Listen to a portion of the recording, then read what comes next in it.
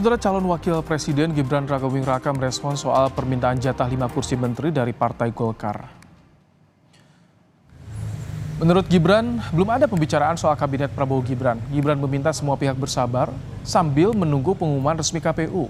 Soal pemilihan kabinet, Gibran memastikan itu adalah hasil pembicaraan antara dirinya dan Prabowo Subianto.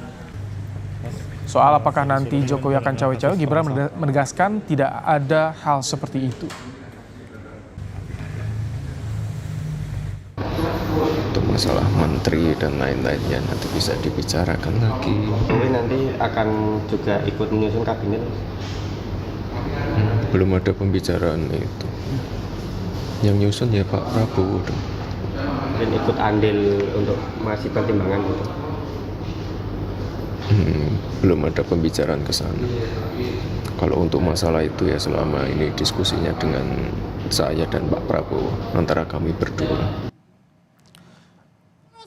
Sementara itu, anggota Majelis Tinggi Partai Demokrat Hinca Panjaitan menyebut setiap partai tentu ingin kursi menteri sebanyak mungkin.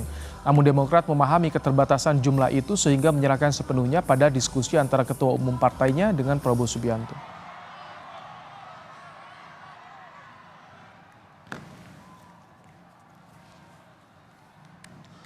Dengan jumlah portofolio kementerian yang ada dan lembaga-lembaga yang ada, tentu menjadi penting untuk dibicarakan bersama. Sehingga semua orang akan bertanya kan, Demokrat dapat berapa, Partai Golkar dapat berapa, Gerindra dapat berapa, kan begitu. Dan semua pasti punya kalkulasi dan memberikan masukan. Tentu siapapun inginlah sebanyak-banyaknya yang untuk ikut serta, karena semua juga mempunyai keringat yang sama. Karena kita 15 dari 58%, maka kita kontribusi 25% Pak Lu. Jadi kalau 25%, kalau bagi-bagi ya banyak-banyak sedikit boleh lah. Kalau yang kita sebut 5 itu minimalis. Itulah sambutan Erlangga Hartarto di acara buka puasa Partai Golkar di Bali. Di hadapan kader, Erlangga menyinggung soal minta jatah 5 kursi menteri ke Prabowo karena kontribusi Golkar dalam memenangkan Prabowo Gibran. Menanggapi pernyataan Erlangga, Wakil Ketua Umum Golkar Ahmad Doli Kurnia menilai wajar ada permintaan tersebut pada Prabowo karena saat ini 75% lebih konstituen Golkar memilih Prabowo Gibran. Dan kami sudah menghitung ya hasil konsolidasi kami di Pilpres ya. Jadi kami ini sekarang sudah menghitung bahwa konstituen yang dimiliki oleh Golkar 75-80%-nya itu adalah memilih pasangan 02. Ini prestasi tersendiri. Ini presentasi yang tertinggi selama kami mengikuti Pilpres mengusung kader yang bukan kader Partai Golkar. Jadi artinya wajar saja kalau kemudian warga Partai Golkar itu berharap di dalam pemerintahannya Pak Prabowo Gibran, insya Allah nanti kalau memang sudah disahkan terpilih, yaitu banyak mengambil peran yang penting membantu jalannya pemerintahan ini, termasuk di kabinet. Kendati ada permintaan jatah 5 kursi menteri dari Ketua Umum Golkar, Wakil Ketua Umum Gerindra Habibur Rahman yakin Erlangga tidak akan memaksakan permintaannya itu.